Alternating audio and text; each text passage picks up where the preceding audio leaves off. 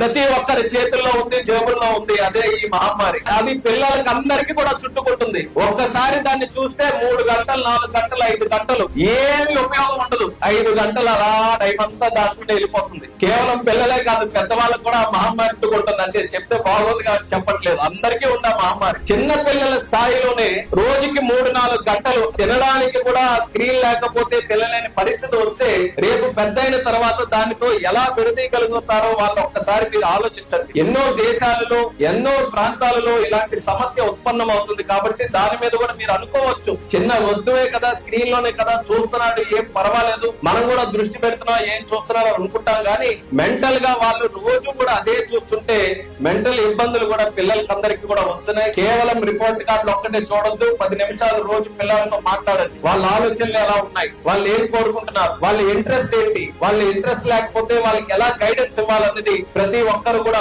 వాళ్ళ పిల్లల మీద కాస్త శ్రద్ధ వహించి ఒక 10 నిమిషాలు, పావు గంట వాళ్ళతో మాట్లాడితే మీరు వాళ్ళతో మాట్లాడే మాటలు వాళ్ళ జీవితంలో ఏ రకంగా ఇంటరాక్ట్ అవుతారో అందులో ఒక మంచి మార్పు వాళ్ళని తీసుకొస్తుంది. ఆ మార్పు తల్లిదండ్రుల్లో ఇంటి నుంచే మొదలు కావాలి.